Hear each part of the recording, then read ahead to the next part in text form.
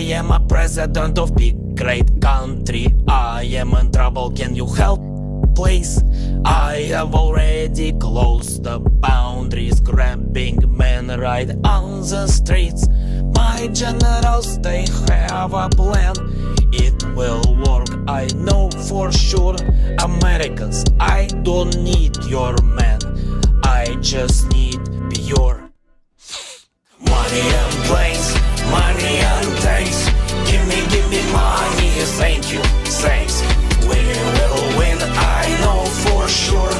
Give me money, more and more. So I put all my men in your cool tanks, and we retake Crimea and both Dnipro banks. We call this counter-nastu, a counter-offensive. My warriors, they will show no mercy. Money and planes, money and tanks. Give me money, thank you, thanks. We will win, I know for sure. Give me money, more and more. Well, something went wrong. Technical difficulties, it's not a problem, not a tragedy, let's call it a reversal offensive. I still need money, planes and tanks, yeah. Money and planes, money and tanks. Give me money, thank you, thanks.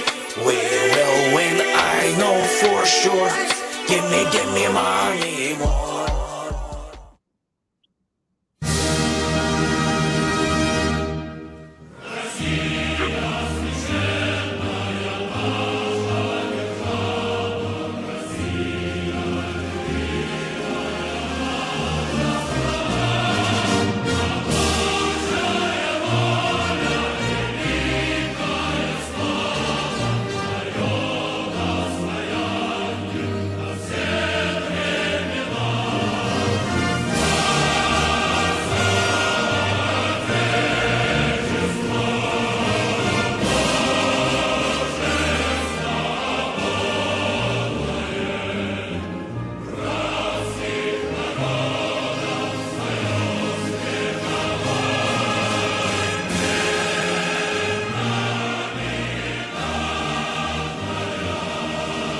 Don't tell us what we're going to feel. We're trying to solve a problem. Don't tell us what we're going to feel. I'm not telling you. Because you're in no position to dictate that. Remember this. You're in no position to dictate what we're going to feel.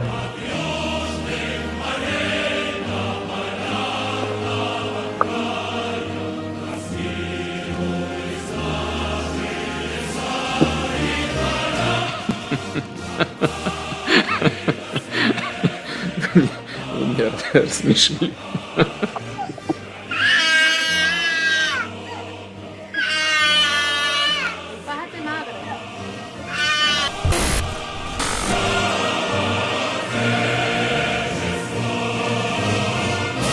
I think I'm entitled. I don't give a damn what you think you are entitled to. And my existence, while grotesque and incomprehensible to you, saves lives. I have neither the time nor the inclination to explain myself to a man who rises and sleeps under the blanket of the very freedom that I provide, and then questions the manner in which I provide it. I would rather you just said thank you and went on your way.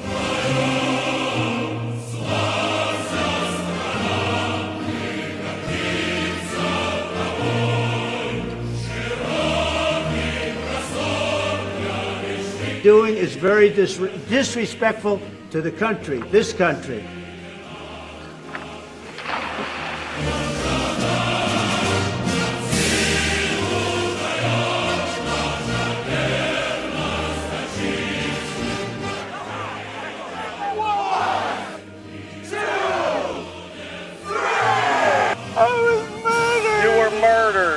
Okay, you obviously weren't murdered because you're alive and you're basically intact. You weren't murdered, buddy.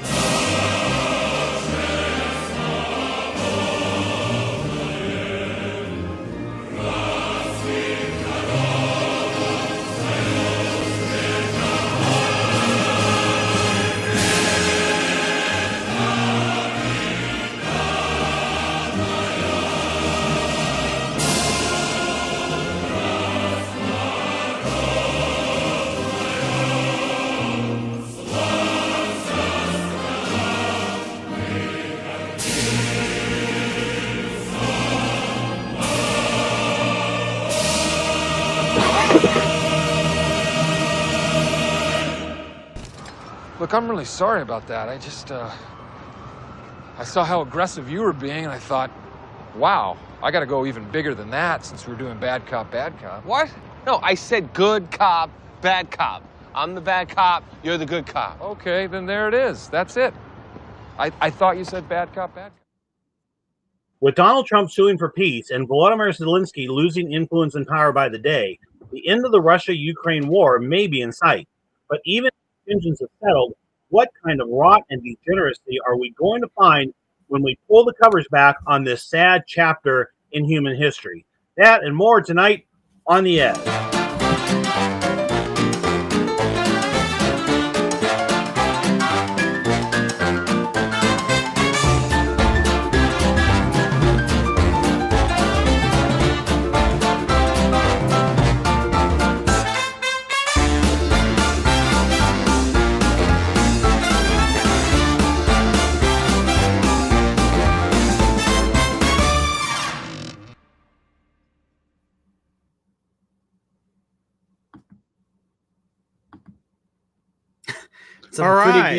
That's some pretty good zingers. Oh, some pretty good. Yeah, that was a whole host of X memes, and you can see that X just absolutely went crazy over this meeting. So welcome aboard, everybody. I'm Dan Davis, and this is On the Edge. We are talking tonight about the Ukraine and the stuff that went on this past week. The meeting with Zelensky. And kind of the latest there, and what I think we want to do is kind of start with the history of the affairs in that region, and then kind of talk through where Ukraine is now, maybe where it's going, and it should be fun. So we've got tonight, Dominic is, as we say, on assignment tonight, and we have sitting in, pinch hitting, is Louis Landsgaard, and we'll do some real quick introductions here. I'll start. I'm Dan Davis. I am the host of the show, as well as a key contributor over at Catholic Family Podcast. So, William. William Davis, youngest of the troop, and philosophical debater on between the pronunciation of Ukraine or Ukraine. And I'm Louis Landsgaard. I am these two guys' in-law. I married Dan's daughter, and got a small little family here in Nebraska. And we're glad you did, Louis. So you don't gotta lie. No, it's all good. And actually, these kind of conversations, we have these conversations a lot when we get family get-togethers, and it's kind of like, yeah, there's some fascinating stuff, and hey, why not kind of share it all with the world? So the latest on Zelensky, and I think we'll play at some point. I mean, in fact, let me go ahead and play it here because this is the latest as of I think yesterday. After the meeting, Zelensky he's wavering back and forth almost on a daily basis in terms of, am I suing for peace? Am I looking for war? Am I trying to, be Trump's buddy, or am I being a thorn in his side? But let's. Та вимог щодо України. Вони будуть вимагати скорочення нашої армії, будуть хотіти юридичну відмову від наших територій, також суттєвої політичної деформації України з послабленням української Конституції. І скажу, що насправді, поки ми всі в Україні будемо стояти разом і міцно, поки ми тут, ні в кого це не вийде. Мир буде достойним. Слава Україні!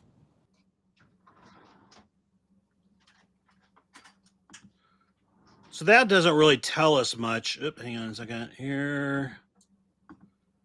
That doesn't really tell us much. I mean, I think he's still, that's the latest as of yesterday. And then I think he put out something today or yesterday or today that says, okay, we're going to play ball. We're going to play ball with Donald Trump, and we're going to do what he wants. But I think it's a very, very complex thing. And I think we're going to try to kind of unpack it, unwind it today. So let's go ahead and go backwards in history. And William, I'm going to kick this first part up to you.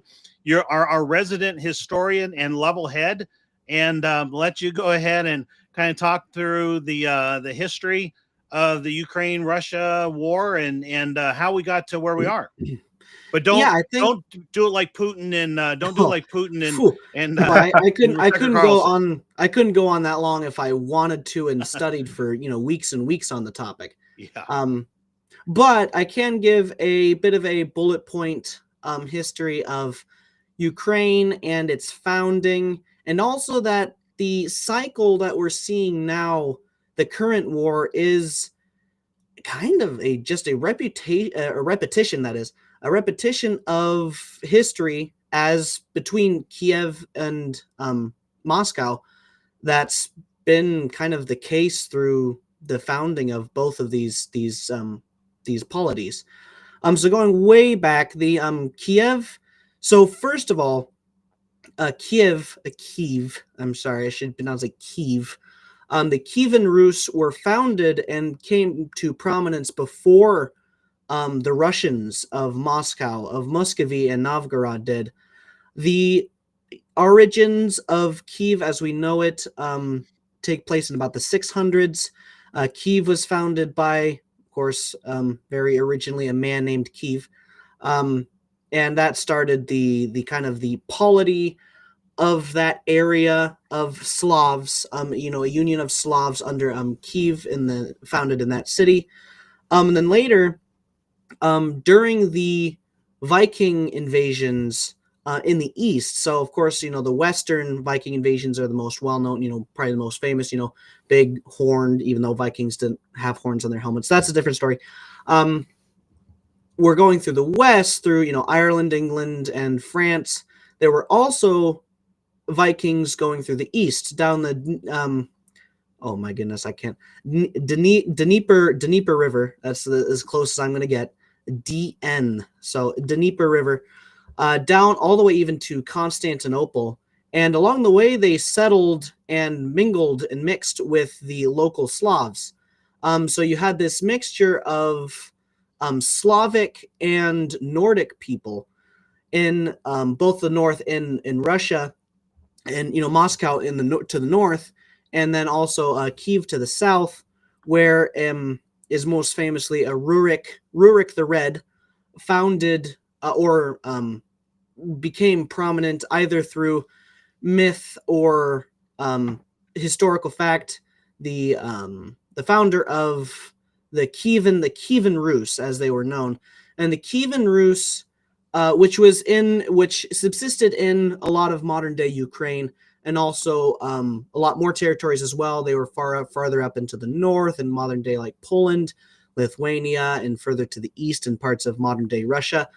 And they lasted with prominence, and they were considered a very powerful political entity up through the 9, 10, 1100s, which also during that time, during the 11 and 1200s, saw the rise of the Russians of Muscovy, or the Russians as we know today, the Russia.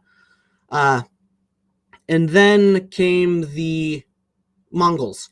The Mongols in the 1200s kind of more or less destroyed the Kievan Rus as it was, and the remaining kind of splinters of the Kievan Rus and Russia itself splintered into different states, which were mostly all subject to the Golden Horde of the Mongol Empire. And this lasted throughout the length of the Mongol invasions, and of course the Mongols had an impact and a presence in that area for centuries and centuries to come. And let's see. So during this time, during the Mongol occupation of and control over most of Ukraine and modern day Russia, the kingdom of Ruthenia was formed kind of out of the ashes of the Kievan Rus. So during the Mongols, I don't remember his name. I'm so bad with especially Slavic names. But the founder of the Ruthenian Empire decided to break away from the Mongols by forming an alliance with the Catholics, by becoming Catholic and taking on a Catholic name and changing to Ruthenia, which lasted for several hundred years. And during this time, while the Mongols slowly kind of fractured and lost their prominence, I should make a mention here that Crimea was controlled by the Tartars, the Mongols, for hundreds and hundreds of years. And up until, I believe it was the pretty much until World War I or World War II. I think it's World War II, actually. The primary population of Crimea and the Donbass and Donetsk region were not historically Ukrainian. They were Crimean Tartar. So pretty much of Mongol descent. And there was a lot of bad blood, historical bad blood between Ukraine and Crimea, because the Tartars of Crimea were slave traders. They were famous for their slave trading, and they would, raid into Ukraine to see, to find, to take slaves. And that caused a lot of bad blood historically between those two areas, between those two entities. Then later on, a little bit through history, with the kind of the collapse, the slow collapse of the Mongol Empire, you saw the rise of Poland, the Poland-Lithuanian Commonwealth in the northwest, the rise of Moscow, of the Muscovy Russians to the north and northeast, and then also the rise, of course, of the Ottoman Empire to the south. And Ukraine, pretty much through this time, became a geopolitical football. It was constantly being passed between the Polish, and then it fell to the Russians, and then it became Polish again. Throughout all this time, I should add that the Ukrainians were fiercely, and I mean fiercely, independent. They became known as the Cossacks. Cossacks. I think I'm getting a little bit of this mixed up. But the Cossacks came from during the time of the Mongols, and during the Poland-Lithuanian Commonwealth.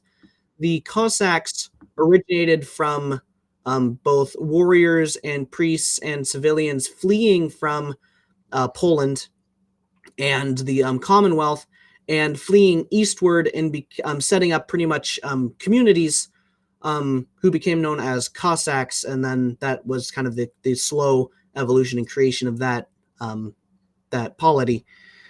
Then later on, through World War, not there yet. So pretty much Ukraine was the political football between the three great powers, and Ukraine was, trying to stay independent. And they also had a very unique form of government. It was called a hetmanate. So it's close to a democratic form of government, where the Cossacks, the more elite classes, would elect a leader, a headman, who would be essentially a ruler, and then he was elected periodically. And then, so that was the during this time, while Ukraine is getting booted around between Poland, Russia, and the Ottoman Empire. This lasted until Russia eventually became the dominant force, and Poland and Lithuania Commonwealth was destroyed, more or less splintered. The Ottoman Empire focused on the Mediterranean and left that theater of the world, and then Russia pretty much glommed onto and absorbed Ukraine into the Russian Empire in the 1700s. And this lasted up until, really up until World War I. Ukraine was part of the Russian Empire, although still very much with Ukrainian national feelings for independence. They still considered themselves, they always considered themselves Ukrainian, although it must be said that the current map of Ukraine does not consist entirely of the Ukrainian people. Something that I should have mentioned earlier, but the borders and lines of countries was shifting constantly. And so the current drawing of Ukraine is not what it was, 200 years ago, especially. And that does not encompass all the people of Ukraine, and all that is currently in the country of Ukraine does not comprise entirely of Ukrainians, like I mentioned earlier with Crimea and the Donbass and I believe Donetsk and Luhansk regions. Although I could be somewhat mistaken on, I don't know what the percentage of Ukrainians to Russians to Crimeans is. And then that brings us to World War One. In World War One, saw, of course, the rise of the Bolsheviks, and after the war, with the self-determination, thanks in some part and no small part to Woodrow Wilson, Ukraine was given a border, which was subsequently reabsorbed by the Soviet Union and by the Russians. And then during this time between World War One and World War II, we had, of course, Stalin, who imposed the Holodomor, or the great starvation of the Ukrainian people, by essentially stealing all of the grain, forcing the people to make more grain, and then shipping all that grain to Russia and other parts of the Soviet Union. Sorry, this is getting a little bit long-winded, but I'm a long way to go from getting to the lengths Putin did. But that caused the death of upwards of 6 million Ukrainian peasants due to starvation through the pretty much potato famine on steroids. The food was there, but the Soviets were stealing it, and forcing anyone who didn't comply were either shipping them to Siberia or straight up executing them. Of course, this is during the communist purges under Stalin, who did a lot more than just this one famine in Ukraine.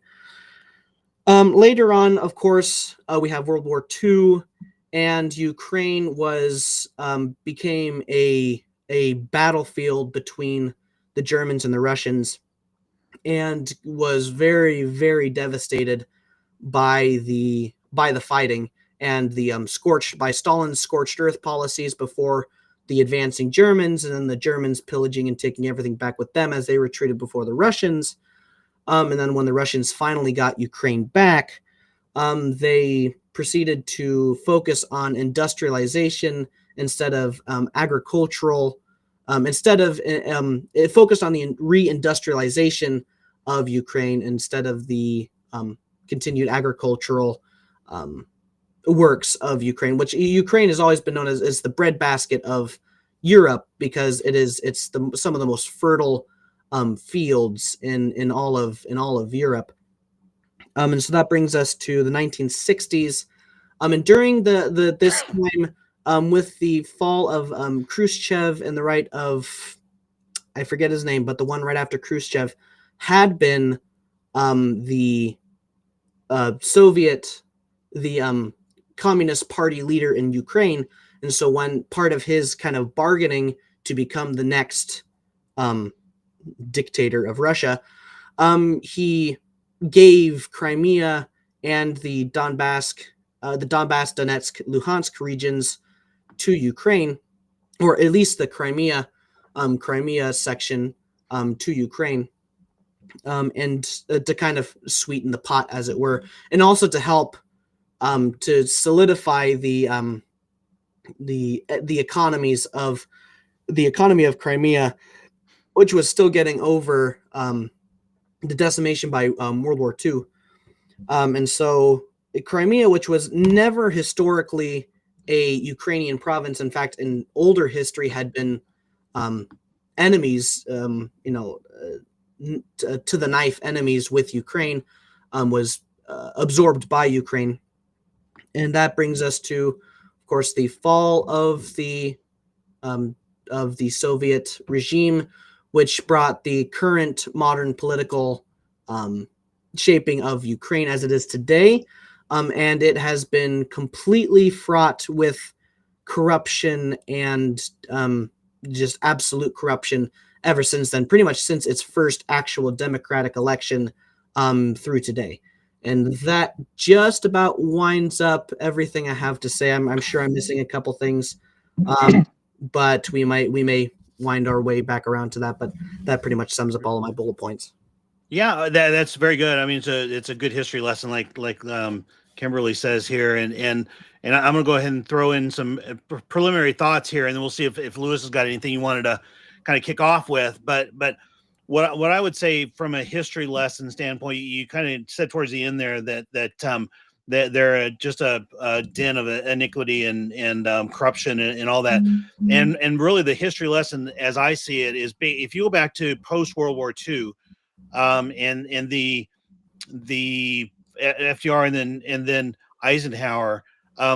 After World War II, we were starting to build what we now call the military industrial complex. This was basically it was a cabal of big companies, of military, of government. I don't know if he had the big NGOs, if he had the non-government organizations yet, but these powerful players who basically made money off of war.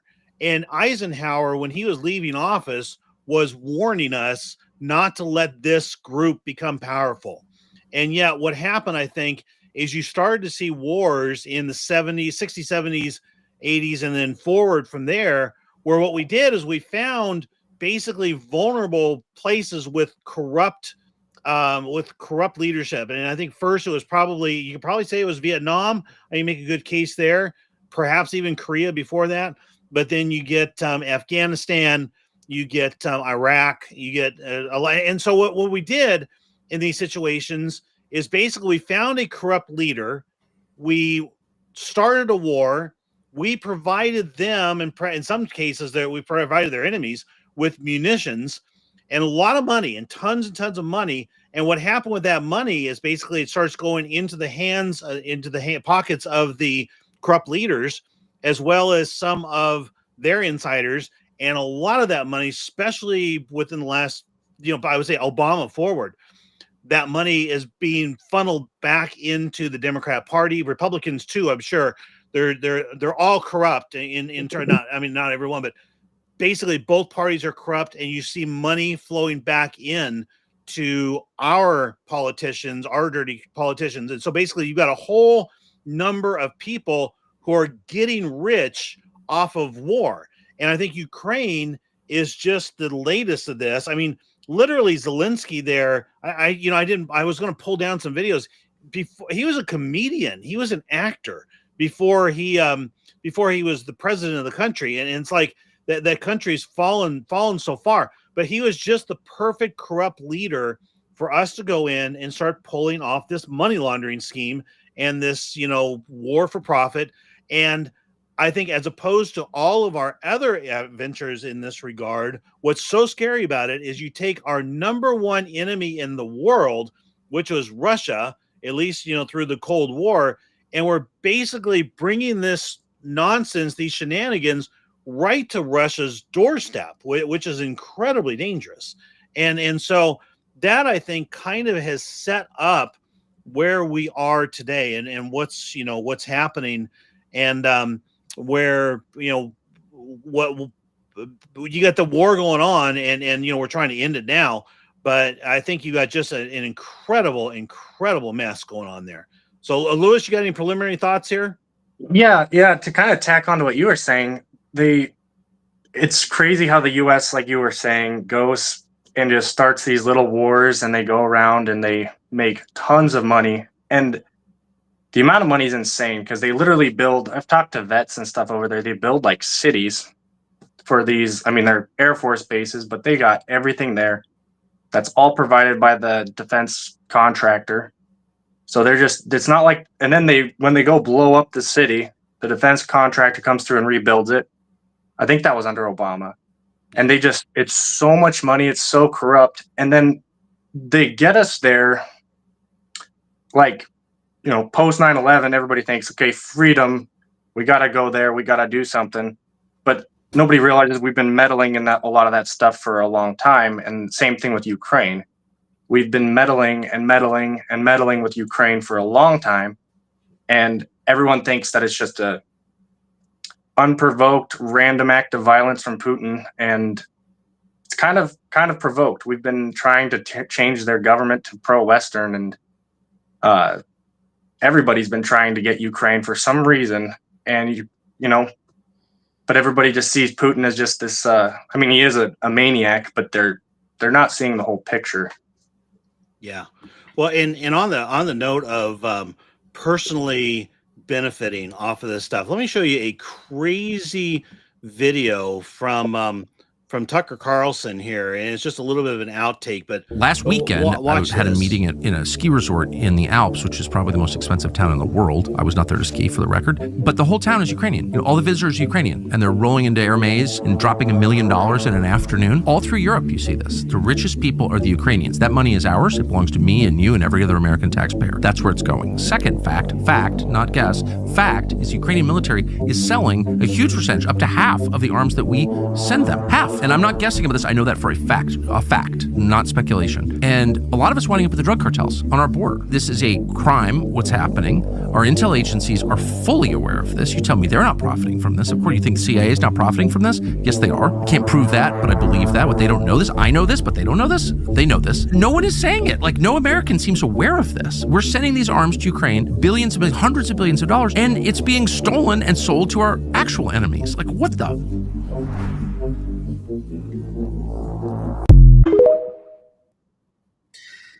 Yeah, that makes a good point. I heard this a little while ago. I don't know. I can't verify the veracity of it, but I heard it from, I think, a fairly dependable news source. It's that the cartels are capable of fighting a drone war, that the cartels have enough modern firepower and technical capabilities like modern drones to fight. Of course, they're no match against the United States armed forces, but to make them the most powerful, mafia gangs pretty much in the world.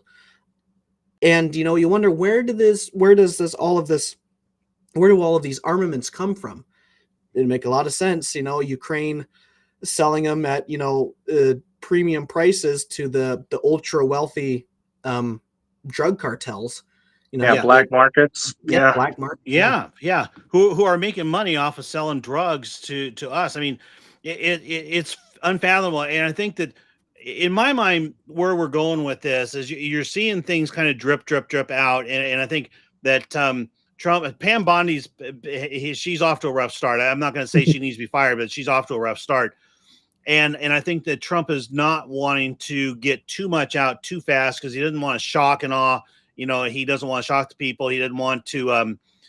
He doesn't want to play his ace cards right up front and all that. But I think what we're seeing here is that under Joe Biden, we were spending tax dollars to the tunes of hundreds of billions of dollars funding our own destruction, literally funding our own destruction.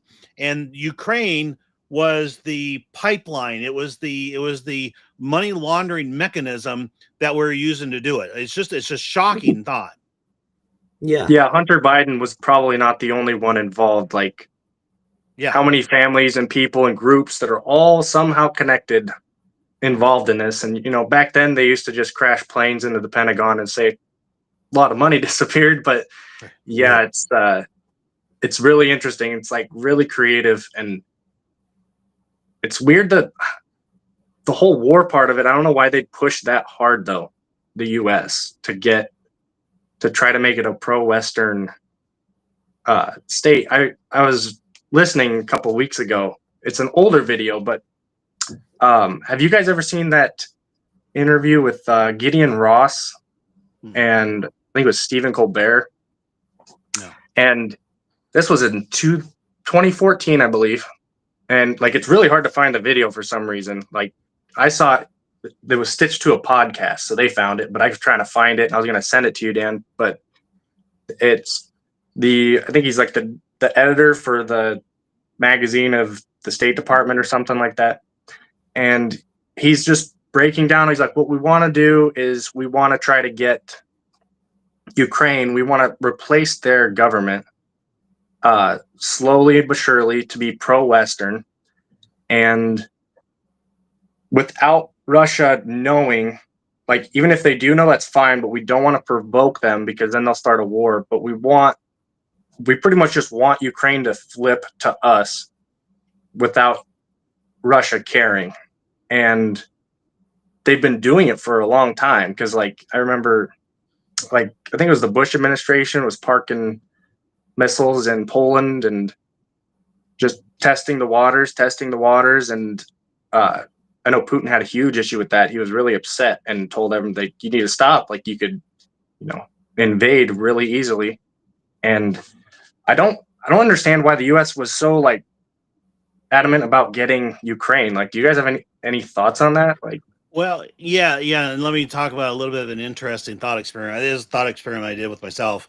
Basically, was looking at the situation over there and trying to think. Okay, so what we know about Cuba, obviously, Cuban Missile Crisis, and Russia put missiles in Cuba, and we had to go take them out and got into close nuclear war and all that. But what if Russia were to bring communism and a communist government to Mexico? Okay, how would we respond to that? Well, the reality is they did, right? They did, and actually Mexico really kind of became communist. I think it was actually before Russia officially became. It was in the early 1900s. I think it was before the Russian Revolution. Yeah. But that was what's that story? The Greater Glory story, right? Yeah, for Greater Glory, right? That was under Kayes, and that was in the very early 1900s. But what happens is if you can have as Russia, if you can have Mexico as kind of a vassal state, as somebody who has your same ideology, I mean, it's going to help to destabilize America. And you can bring up drugs through the border. You can if you wanted to put arms in or troops or whatever, but if nothing else, at least you're destabilizing. And I think I always like to say with this war in Ukraine that, Putin, this is Putin's get off my lawn moment, right? He is we're right in his backyard.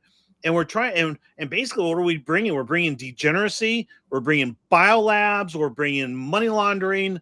We're bringing arms. I mean, all kinds of stuff, and it's right in his face. And that's why I think it's so destabilizing, and why I don't know if we were necessarily on the brink of nuclear war at the end of the Biden administration. We're talking in those terms, but I mean, I think we're kind of close. I think Putin had too much restraint to do that. But we were getting close. Yeah, I think also another part of why Putin, of course, invaded Ukraine, for one thing, it's been going on pretty much since the beginning of Ukraine and Russia, but also the Russian base in Sevastopol in Crimea was isolated from mainland Russia. And so with the encroaching of, the US and NATO into Ukraine, say Ukraine, flips against Russia, says, because we have the backing of our powerful, American and European allies, you're not going to get access to the Black Sea anymore. We're not going to let you access the Crimea anymore. And so, I mean, a land bridge from Russia proper to Crimea to their big ports, and especially Sevastopol, were and also a lot of large military bases in Crimea as well that were pretty much just isolated, surrounded completely on land by Ukraine. And you look at the Ukrainian battle map and look where the Russians have successfully invaded a land bridge to Crimea, which is also historically less ethnically Ukrainian, more ethnically. There were a lot of Russians, shipped. There were a lot of Russians moved there in the early to mid 1900s because of the Soviets to replace the dead Ukrainians from the Holodomor. But also a lot of like Crimeans and Tartars, people of more so Mongolian descent, which were not really ethnically Ukrainian. So I see that of course no war is good. There is such a thing as a justifiable war, the Crusades. I'm not saying this is in any means a justified war, but it is from the Russian standpoint and understanding. Yeah, it's a reasonable war. I think it is too. It needed to happen from their perspective. Yeah, let me play a little piece here. This is another video that I have. It's 4 minutes, so I don't think we'll play the whole thing. But this is Tulsi Gabbard talking about the biolabs. I mean, this is one of the reasons I think that she got the job as National Senator Intelligence Romney, Director. You've called me a treasonous liar simply for stating the fact that there are over 25 U.S.-funded biolabs in Ukraine, which, if breached, would release and spread deadly pathogens across the United States and the world, and therefore they must be secured so that we can prevent any new pandemics from occurring. Now, bizarrely, you claim that securing these labs, or even calling for securing these labs, is treasonous and will lead to a loss of life, when the exact opposite is obviously true. The spread of pathogens is what will cause the loss of life, not the prevention of such a spread. So, Senator Romney, please provide evidence that what I've said is not true and treasonous. And if you cannot, you should do the honorable thing. Apologize. Resign from the U.S. Senate. Evidence of the existence of these biolabs in Ukraine, their vulnerability, and therefore the need to take immediate action to secure them. Romney should Yeah, resign, you're right. but- And this obviously that's a little bit old. This is from back when I don't remember, she was a senator. I think she was a senator at one point. But anyways, so I mean, you got to ask the question. Okay, biolabs. We're actually there producing hazardous materials, doing like they did in Wuhan in China. What business do we have setting up biolabs in Ukraine? I mean, that I think is something that's got to make you think. You know, you see that and it's like, well, no wonder Putin doesn't want us there. He's got basically, you know, the death of his people by the next COVID right next door. Yeah. Yeah. And also, I mean, talk about, I mean, just on a logical standpoint, I mean, these biolabs, we've already seen how secure these biolabs can be, being Wuhan, the unspecified virus. But to move to have these set up, and not just, I mean, Ukraine isn't a first world country. It isn't. It's been ravaged and torn up and shredded throughout its entire history. I mean, not to down on the Ukrainian people. They've suffered a lot through their history. But to instead of having these biolabs in a secure location like the US, have them right next to, or have them in an essentially third world country that is rather infamous for its corruption. It's absolutely absurd. Yeah, it kind of seems just a good way to, like Dan's been saying, just launder money. Because you can, if you're paid, you know, as Trump's kind of been showing lately, and Elon, like, oh, this $20 million, you know, check for this over here. And it's like, I wonder, you know, if you're sending them so much money, how much are they actually spending on what they say they're spending it on? And like, Ukraine could totally, or whoever's running those labs could totally just be scooping. Like, I'm not sure if that's how that works, but we say, I mean, that was what Tucker Carlson was saying, is that basically all the money over there in Europe almost is Ukrainian money, and it's the money that came, you know, it came from us. So so to bring things kind of to the current day now, you've got this war that was going on. I think, yeah, I guess Putin was probably the aggressor. I am, so admittedly here, I'm a bit of a Putin fan. Now I realize he is not a saint. He's not a, you know, good guy. He is very capable of atrocities. Okay. He's former KGB. So he's a little bit like Trump. I'm not going to say he's perfect, but I think I do respect the fact that I think he loves Russia. That's he governs in a way to do always what's best for Russia. And I give him kind of mad respect for that. So he initiates a war with Ukraine, although obviously you had a ton of bad stuff going on there, trying to get regime change. You got, you know, arms buildup. You got the biolabs. You've got, and then just moral degeneracy. The fact that they would elect a comedian to run things is pretty horrendous. But now Okay, so now you got the war going on, and Biden just absolutely fed this war. And I think that what would happen, and we're finding out now, what would happen was Zelensky would come over and he would ask Biden for money, and Biden would just cut him a check. I mean, I don't think he even questioned how much. And Senate would say, "Hey, how much you need?" And the House, "Hey, how much you need?"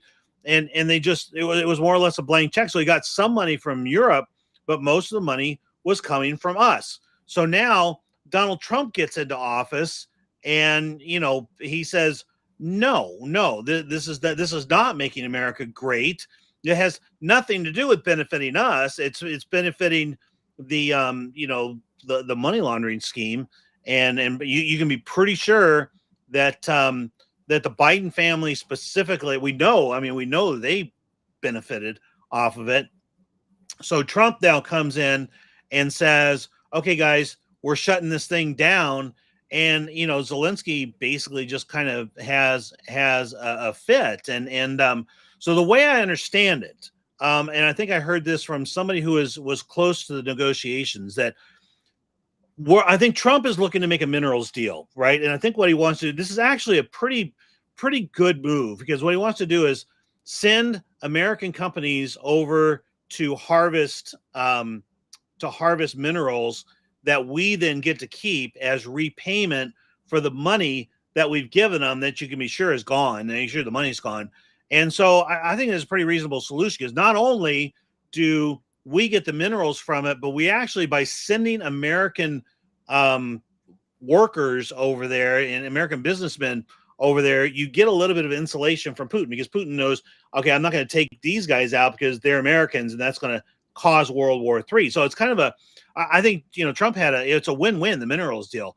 So Zelensky was ready to sign the minerals deal. That's why he came over. He called up Marco Rubio, I think, and said, "Hey, we're ready to sign the minerals deal."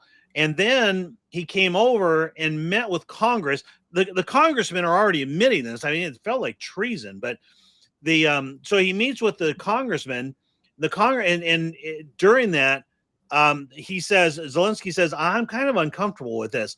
And so basically the Democrat congressman said, "Well, then don't do it. Tell him it's off. Tell him you're not going to do it." And of course the Democrats, all they cared was about giving Trump a black eye. They didn't care about Zelensky at all. And so Zelensky goes into that meeting and starts copping an attitude and starts, talking down America and is unthankful and all that. And then the whole thing absolutely blows up from there. And so I think things completely fell apart. But that's kind of my take on where things are right now. I don't know if you guys have any other thoughts. Well, yeah, too. I think the first initial confusion was under the Biden admin. I think some of those loans or grants that we sent over, I'm not sure if this is true. I've heard it, that a lot of them were eligible for forgiveness if kind of like Ukraine plays ball with us. And so I think Trump was like trying to get anything out of this, salvage anything from this huge, massive loss. Like you're saying, Biden was shoveling money down the slide to Ukraine and probably into most of his friends' pockets. But that's how they do it always. They just hide the money, and I think Zelensky too, when Trump initially probably was going after the money. It was classic, like most of the people in our government right now, when they're like, "Hey, where's this money?" "Oh, it's gone." Yeah. And it's unbelievable. Yeah. So I think that's what's kind of one of the reasons they hate Elon Musk so much is that Elon Musk is now going through the books and trying to find out how, who's getting all this money and where is it ending up. And of course, he's not going to have access directly to people's bank accounts, but it sounds like they've done a bunch of what they call layering. Where I work, we actually work in financial transaction processes. We have to take a training every year in terms of how money laundering is done. And basically one of the parts of it is what they call layering, where you have a sequence of different bank accounts, or you got transaction requests that are going from this department to this department, this department, this department.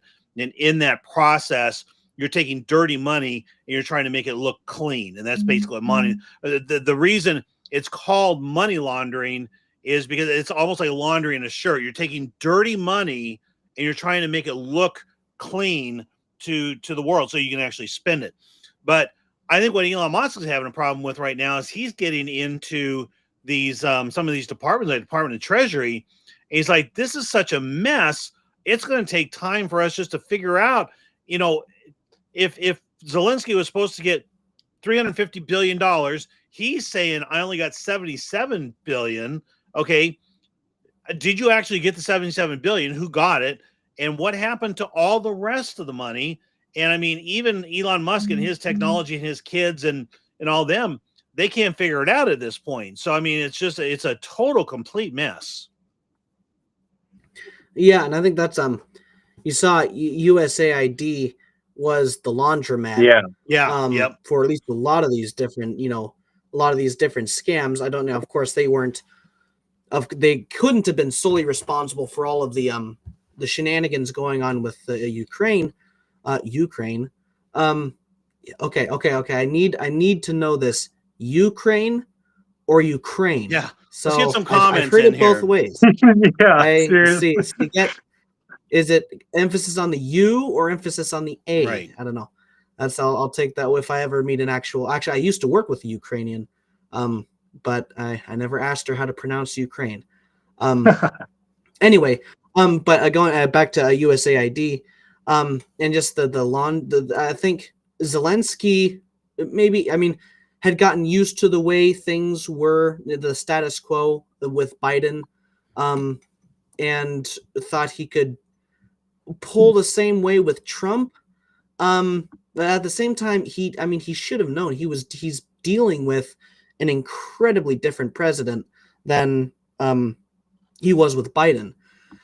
And it was such a phenomenal blunder on his part for one thing, to denigrate the American people in front of Donald Trump, whose biggest thing is to make America great again, and American national pride, and to say, if you don't, he had a veiled threat, and that's what I think really got Trump off was you will feel it. If you don't send us money, you will feel it. It's like, yeah, you shouldn't have said that. And that just was so many. I mean, memes will be made of this for months to come. One of my favorite, you're not holding all the cards. We have the cards.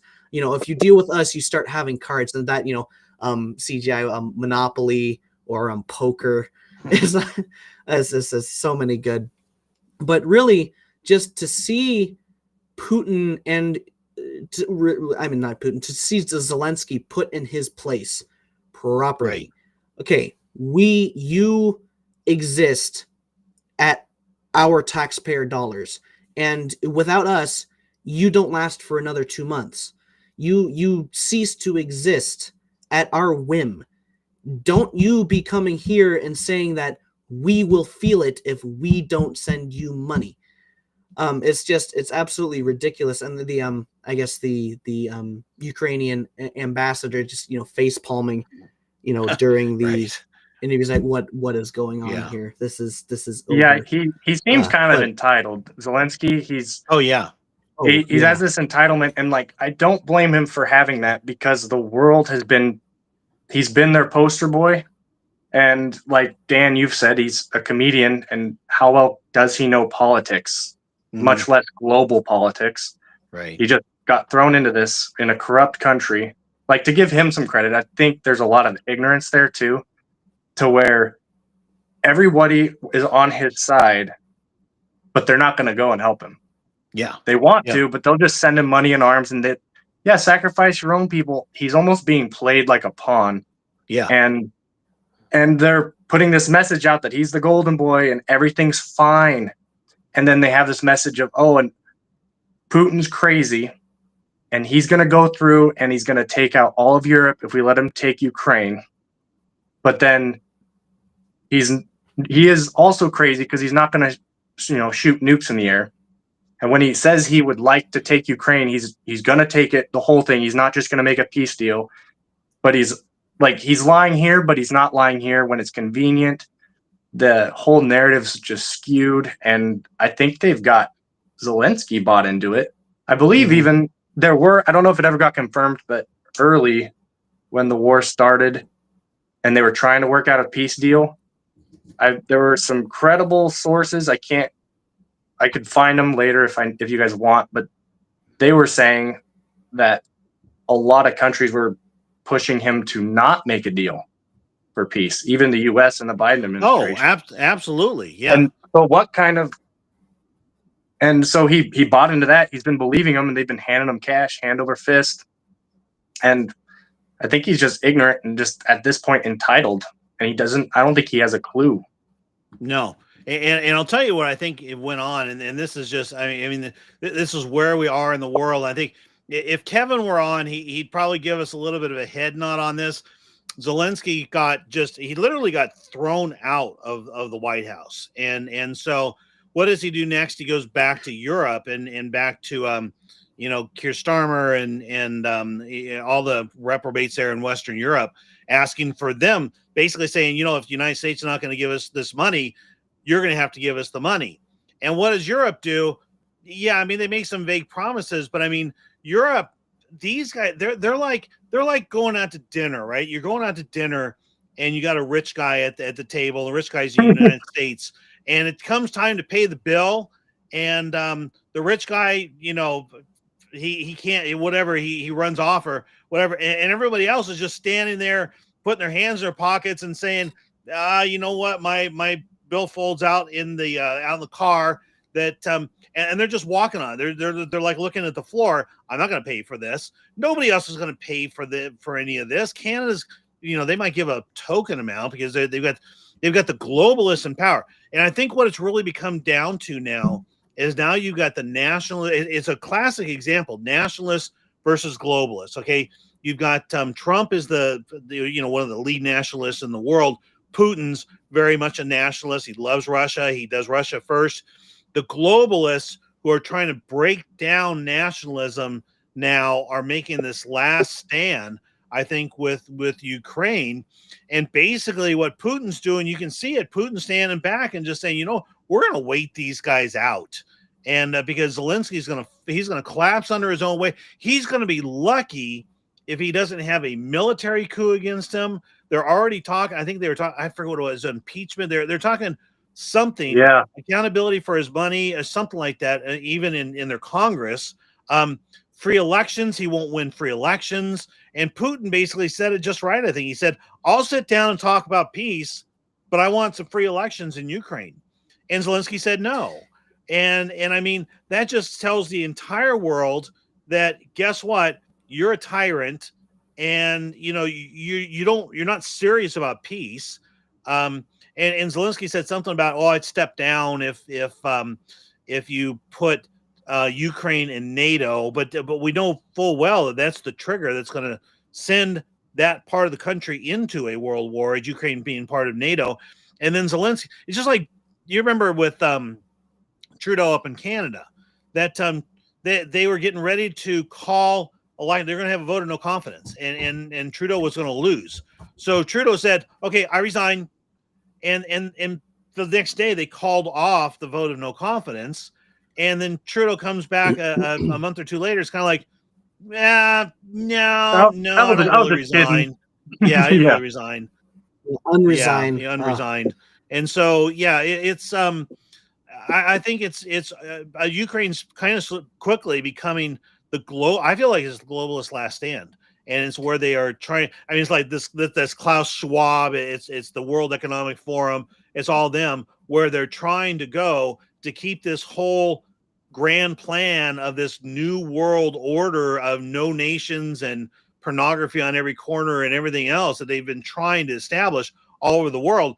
This is it for them, and I think it's fallen apart. And they realize they don't have any protection because they're all hiding behind NATO all the time. We'll all join together and all this. And I think the UK said, we're going to send all these we're going to send a bunch of troops, like 20,000 troops or whatever, and all these people are looking around. Where are they? We don't have that to give, and we, like you said, we don't have the money to give. They're bound up, and now there's a lot of talk of governments. They're making rapid movements towards building up their militaries because they just realized that, oh, Daddy's not in. He's not on the same team anymore. Right. You know, the rich guys. And they all loved it. They all love to hate on America and tell us how horrible we are and how, Trump was the worst thing that ever happened. But boy, we take away those troops and they're scrambling. Arms and everything. Well, and granted, I think there's a country or two, I want to say Germany, Japan, I forget who it is, but they're in the I think it might have been Japan. In the aftermath of World War II, we actually forbade them from having a standing military, and so we had to provide their military for them. Is that Japan? Yeah, it's Japan. Yeah, and so I mean, you got a little bit of that kind of thing going on, but for the most part, they've been relying on us, and now we're like, guys, take care of your own problems. Yeah, and it's so hypocritical that I think the whole EU spent a total of, I think, $18 billion in aid to Ukraine, and they spent $22 billion in oil from Russia. So it's like, yeah, we're for Ukraine, go Ukraine, but boy, we're still going to buy all that Russian oil. We stand in solidarity till the point where it actually starts to hurt us, and then you're on your own. It's Ukraine. It's I hate to say this, but I feel like Ukraine doesn't actually have any friends. Just people who are speaking out of both sides of the mouth. Fair weather friends who will support them until they are no longer fiscally viable, until they're no longer a worthy puppet. They're the Kamala Harris of world politics, right? Yeah, and it's I feel bad because it just brushing up on my history of the Ukrainian people. It's like these people have suffered a lot. They have been oppressed, truly, actually oppressed.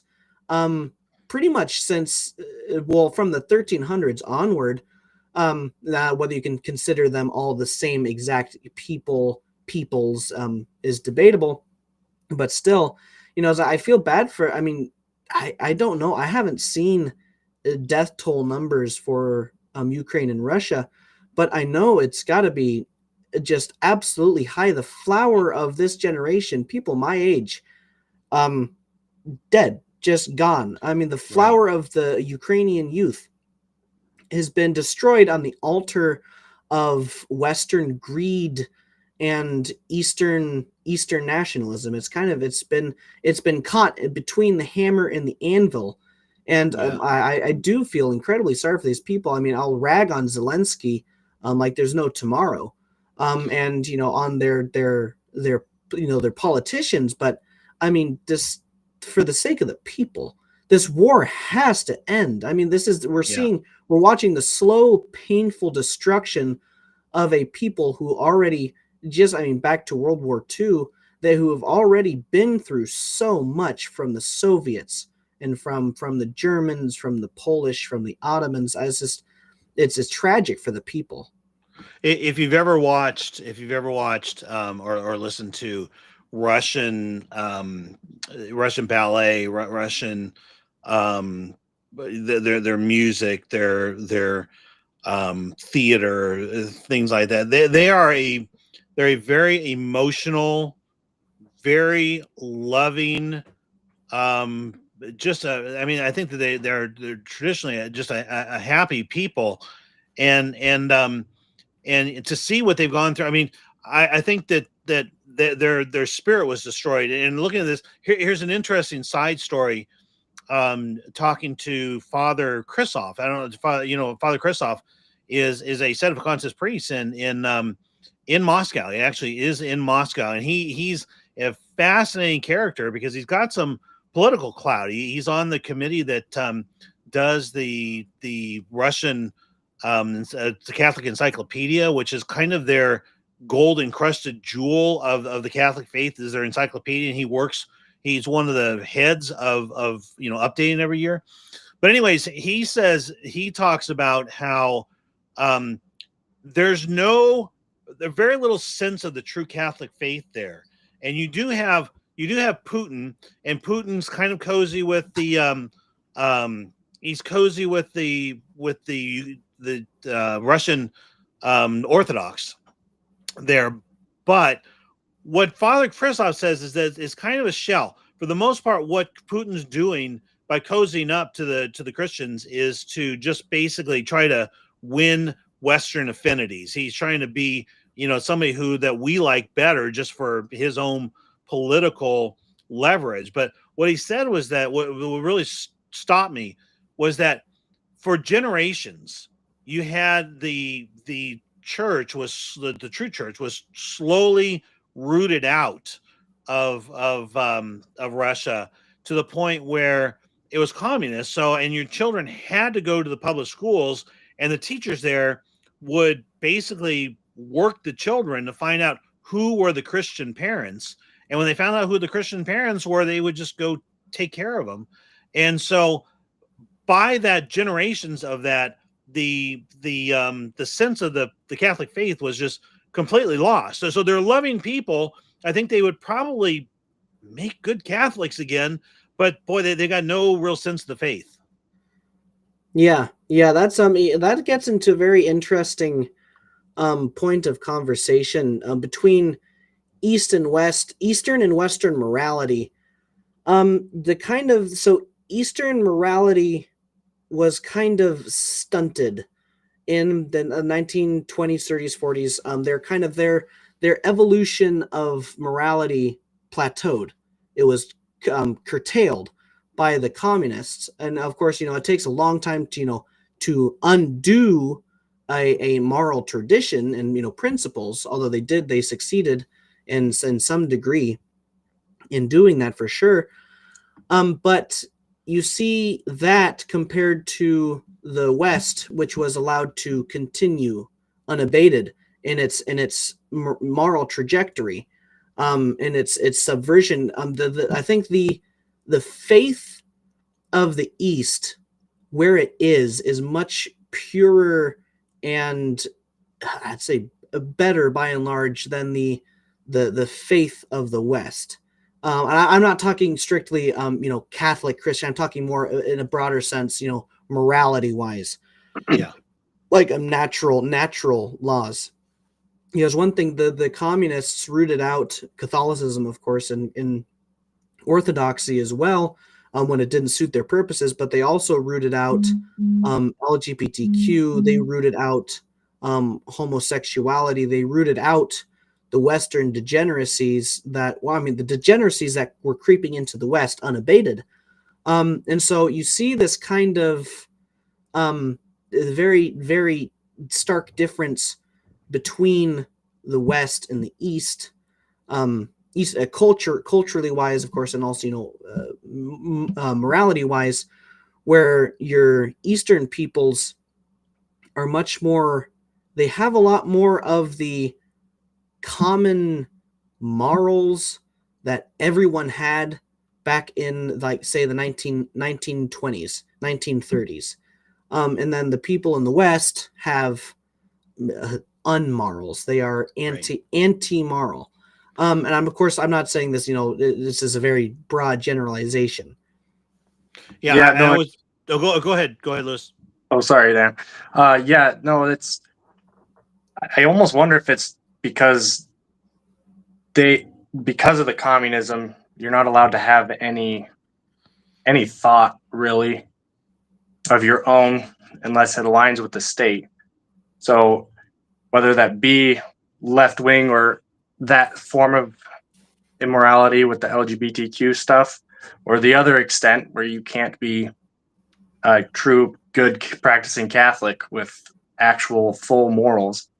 And so almost like you get forced into this stuck spot of living in the 20s and 30s where it's just kind of limbo for those two.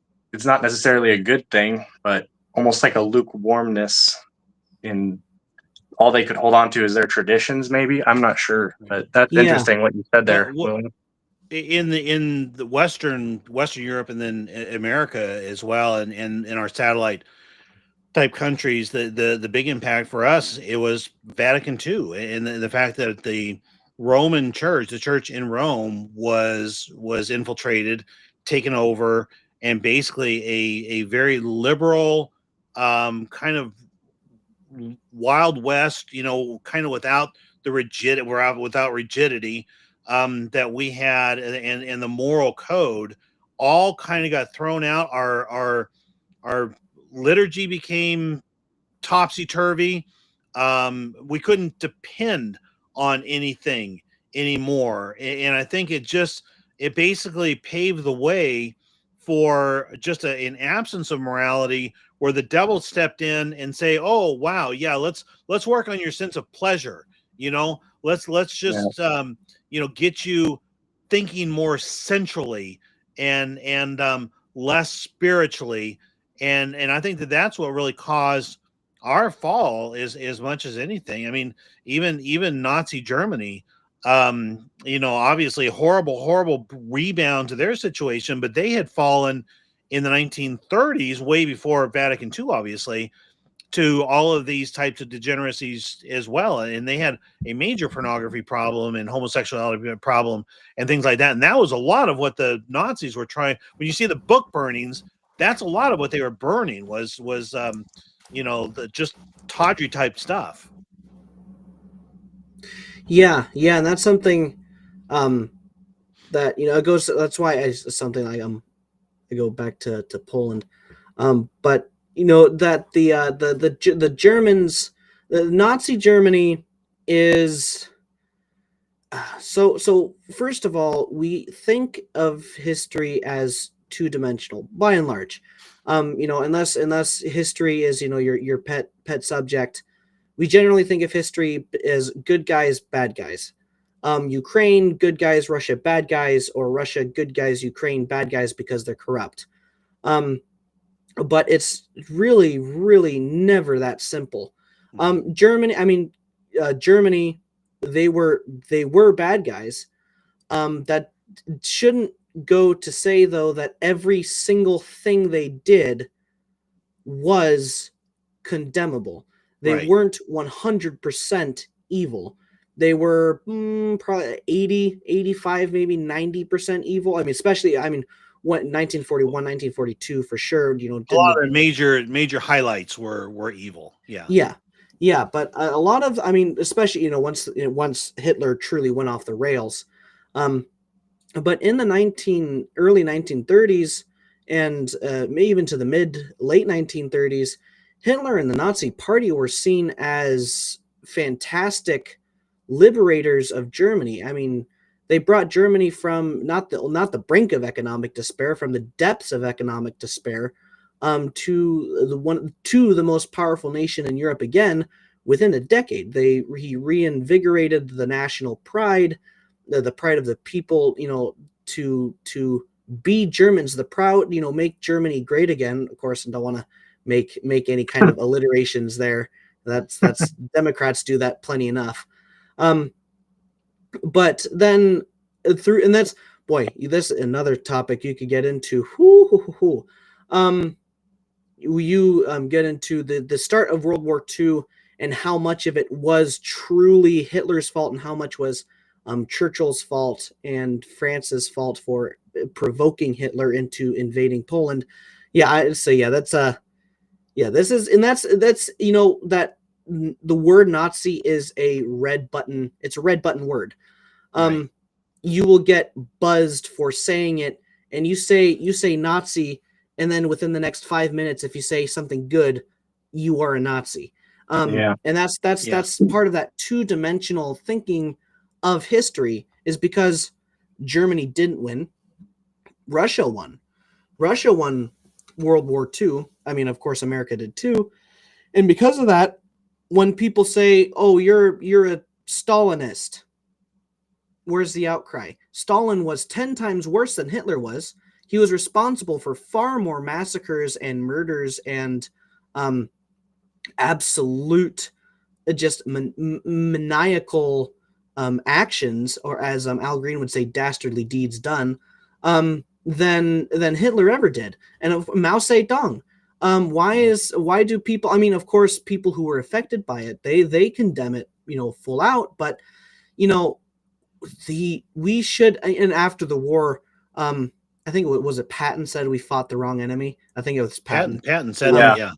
Yeah, and they shut him down. Yeah, they shut him down quick. But and that's that two-dimensional thinking of Germany bad, Russia good, and now Russia bad, Ukraine good.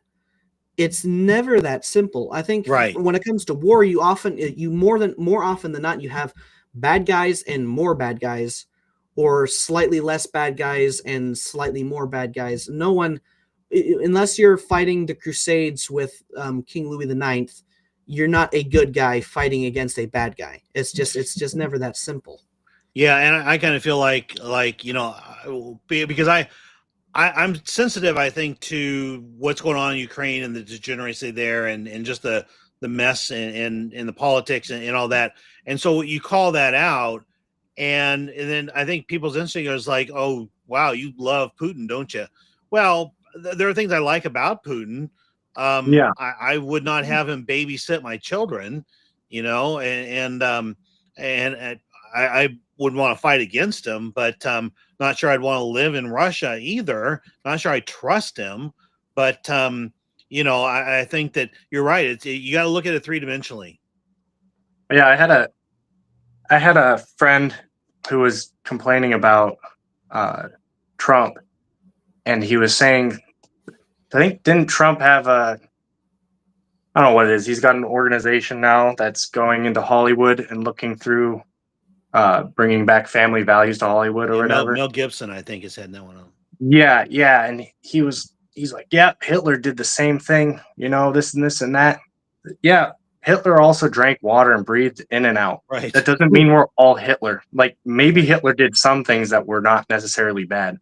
Right. It's so one-dimensional. Like, open your mind a little and understand the whole picture, because no one truly 100% evil.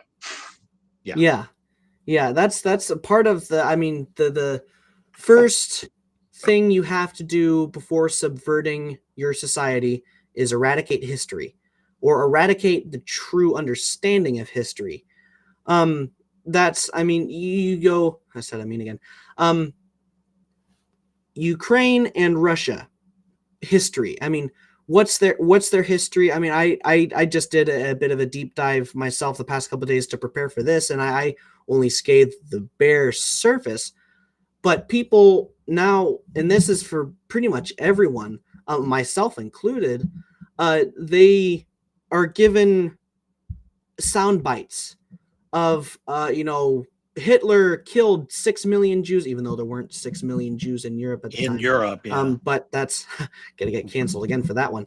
But they give you sound bites and say this bad thing happened, this bad thing happened, and this bad thing happened. That means everything also that happened around that same time was evil. Hitler killed these Jews and invaded this country and did this bad thing. Therefore, 100% of what Hitler did throughout his entire life was evil. It's a very simplistic and rather illogical way of thinking, is that if you're not 100% good, you're 100% bad. Right. And that's, of course, that's part of the victors writing the history books. And that's why, Stalin isn't worse in our eyes than Hitler is, even though he very much should be. And why Mao Zedong should be worse than Stalin was even. Yeah. But that just gets no discussion, because that's not what the victors want the history books to be written about. Right. Yeah. And I think, one of the things that's really interesting when you talk about the victors writing the history, as we look forward now with Russia and Ukraine, I have to believe, now this thing could still take years to play itself out.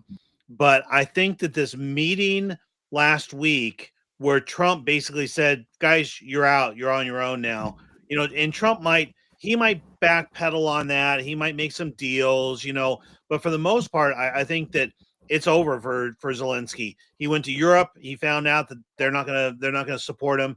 And so he's got a mess at home. I forget who it was. Somebody on the media saying that, Zelensky's going to be lucky if he doesn't get executed by his own people at this point.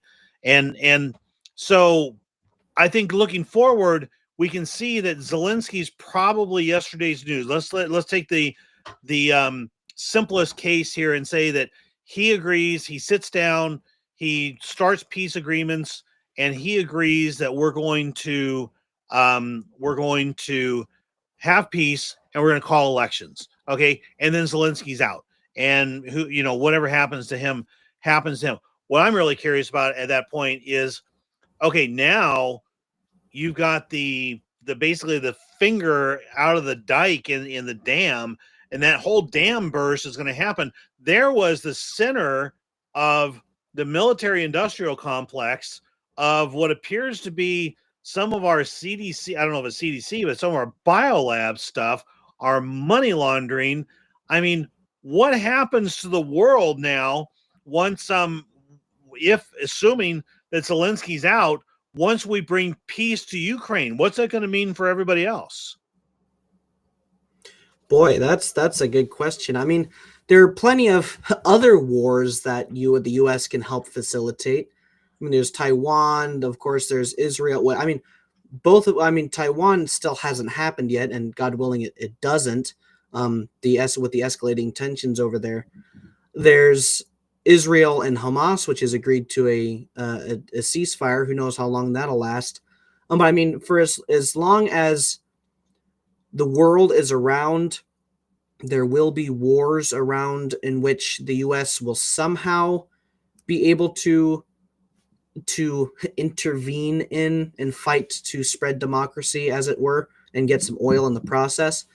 But I don't know. This kind of goes into the question of, and this is where your black pillars and white pillars will disagree wildly, is where, I mean, is this the end? If and when the Ukraine is the U.S. and Ukraine are no longer a thing, will that just be it? Will the military-industrial complex kind of collapse, and will we see a new renaissance of American nationalism where America can be actually proud of itself for the first time in a while, morally proud of itself?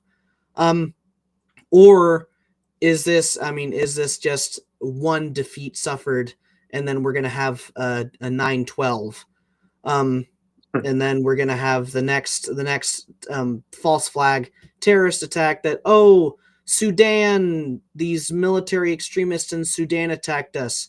Okay, let's go destroy Sudan for democracy. So I mean, I don't know if we could see something like that. I personally tend to be a bit more of the white-pilled when it comes to that. I think that like you said, Dad, that this is kind of like the last stand of the military-industrial complex and the globalists at large. But that's what I would think. I think it really would depend too on the next 8 years, because the corruption's so deep. I mean, even if Trump gets every bit of corruption that he possibly can in his time frame, I don't think he gets all of it. I'd be surprised if he gets 3/4 of it. Mm-hmm. And if the next president's just as bad, imagine a competent Biden. I'm kind of glad he was senile. He did horrible, but kind of glad he was senile. He didn't really do anything that radical. And you get someone in there that's kind of radical and extremely opposite of Trump, I could see it just going 3/4 of the way back. And I don't know. I think the next 8 years determines it, because I don't think Trump can get it all cleaned up in 4. I think Mike Benz, he went on Joe Rogan's podcast, really interesting. And he was saying most of the corruption is going to take probably like 50 years to clean up. It's that deeply woven. And I think that's why the FBI and Musk are having such a hard time revealing truth and transparency. I don't think they thought it was that bad. Yeah. They thought that they could go in there and do what they do at a normal company that can pass audits and this and that. And I don't know if they're going to be able to live up to that expectation, but I think it's 8 years. Yeah, that raises a really good point, that this corruption took 50 to even 100 years to get to this point. It's not like Trump can come in, Trump's in, it's all better now, yay. I think that is. I mean, I find myself, falling to that kind of mindset fairly often. Is that, Trump isn't getting, Trump's been in for a month and I can't, gas isn't down to $1.50 and eggs are still expensive. Why is Trump still in office? He's a total failure. It's that kind of thinking that, Trump gets in and the next day the world is made of gold. It's a very foolhardy, optimistically simplistic way of thinking of it. And it's easy to do because, I mean, we spent so long, I think the climax of the battle, fighting, voting against Kamala Harris is okay, Trump has to get in. Trump will get in. Trump must get in. And then we kind of built all of our expectations to now, Trump is in. It's fixed. It's solved. That's Louis, you made a great point that this corruption took so long to get to this point. It's going to take a lot more than one term of a president to get it all rooted out. Yeah. Here's an interesting story, and I think it's indicative of what's out there. So you had this lady, I forget her name. She was head of, a director with USDA, I think it was, and she was the one that they had the phony chicken flu come about, and she literally ordered 150 or 250 million chickens murdered because they're in the name of stopping the chicken flu. And of course they didn't take out ducks or geese or anything else. They just took out chickens. But anyways, she gets found out that this is it. And Trump says, you're fired. And she's probably, I don't know, she may be even in jail at this point. She's lucky if she's not in jail. But she said, no, I'm staying. I'm above the law. You can't stop me. And so they literally had to get security in there and remove her from her office. And I think that it's not just her. It's like in the FBI. You got the FBI up to all their old shenanigans, military shenanigans, and they're defying Trump. They're saying no because they think we're the deep state. We're bigger than Trump. We'll outlast him. We'll survive this. And I think Trump's got to get through that layer of insubordination and at least get that cream off the top. Now what you're going to be left with, beyond that, assuming he gets that group out, now what you're going to be left with to a large degree is Swamp, like his first term. You had Swamp who cuddled up to Trump and say, hey, we're on your team. You're our guy.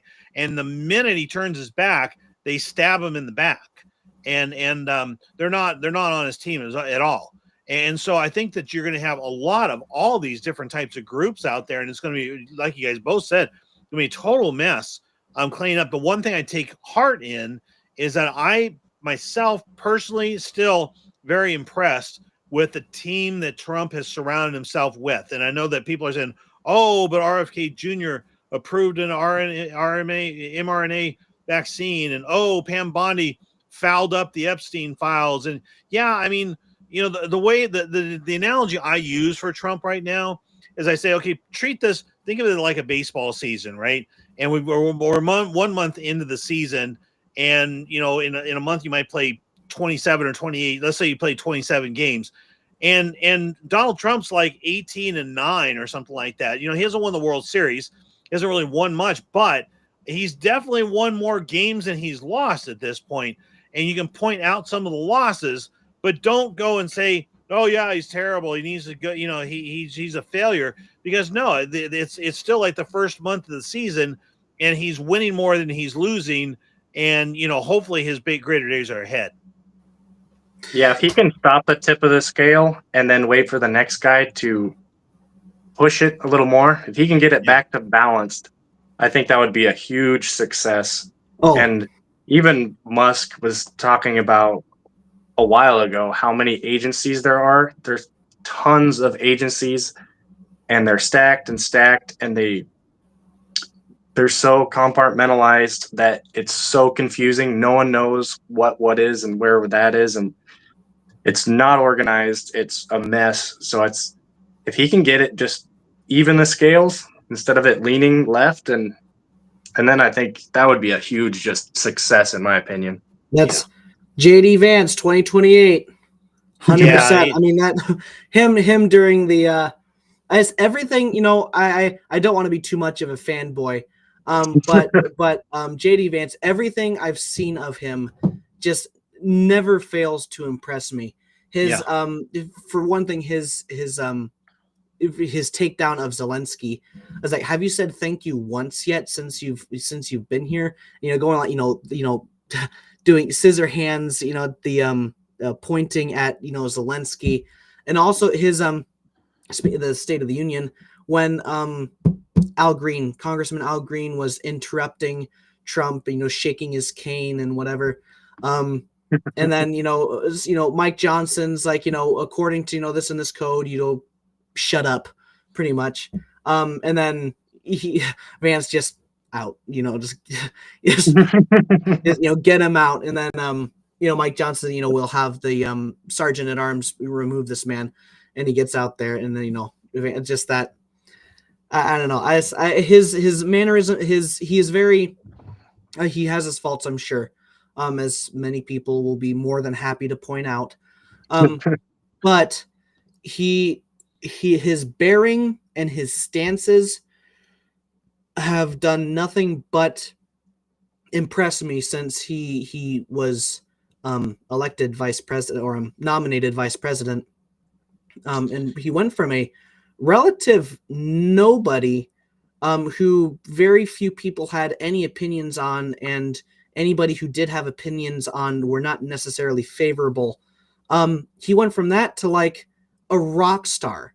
He's like there pictures and memes of him on every corner in X. But yeah, that's but that kind of I would say is with a little longer history in this that for me, JD Vance is one of my top two in my lifetime. One of my top two favorite politicians. The other one being Alan Keyes. And your old timers will remember Alan Keyes. He was black. He was like a Latin mass Catholic, and I mean, he told things like it was. He was a firebrand. I mean, he was like he had the eloquence of Vivek Ramaswamy, but also the passion of, I'm not even sure who I'd compare him to, but I think in terms of actual just true polish, JD Vance is probably, he's more polished. He's so good with the media. He's so patient. He's so mature.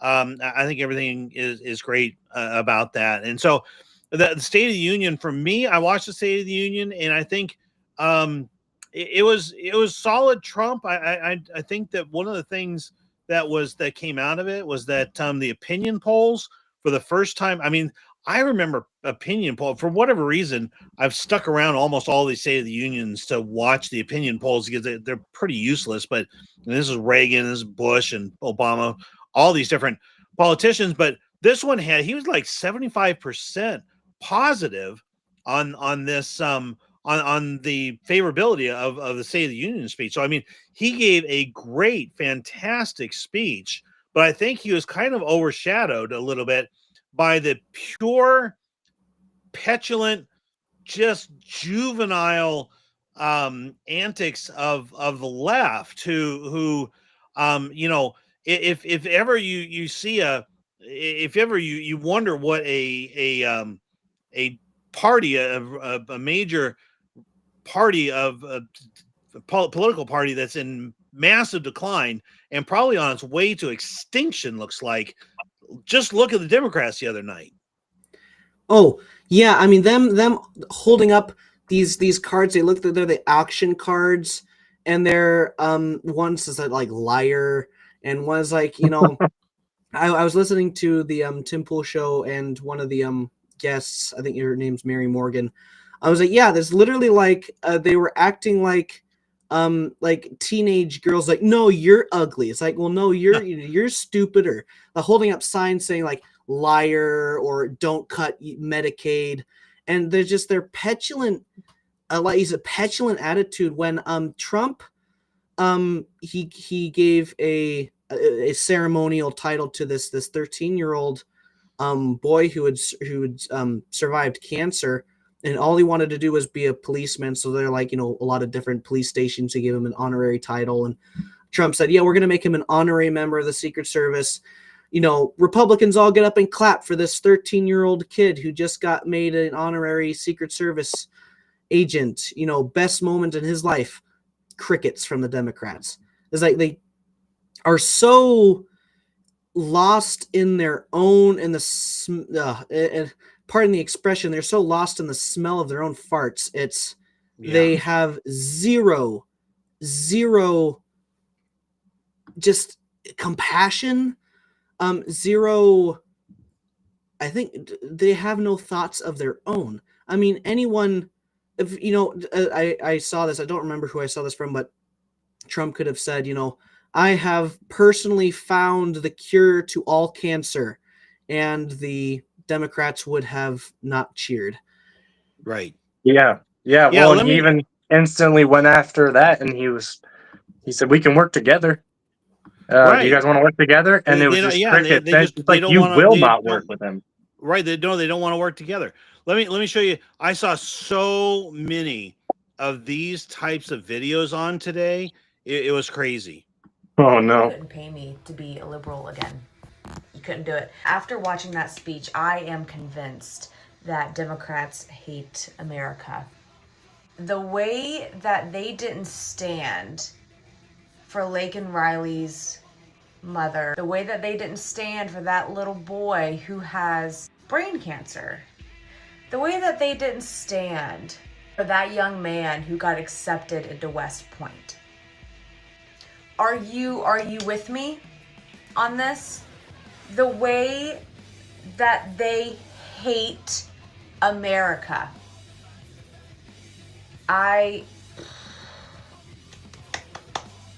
God. Yeah, and you're just seeing a lot of that type of a thing out there right now, all over. And these are Democrats who are, and it was that 13-year-old boy that they didn't stand for. That I mean, just the feedback that I was seeing, and this is kind of for I think it was Last Hope who was asking about our thoughts on that to me, I think is going to be the number one takeaway. Was, I mean, Trump gave a great speech. Yeah, he did. But the takeaway is that the liberals, the Democrats did not stand for that 13-year-old boy being made the honorary member of the Secret Service. And that's going to be their death. I mean, that was a death blow. Yeah, I mean, they have no class. They've lost all sense of professionalism, of decency, and they have no more moral high ground or standing. They have no more media political arm that's strong enough to hide them from the criticism. And so now all these former Democrats or even current Democrats are seeing as like, man, I've been supporting them. I've been supporting that.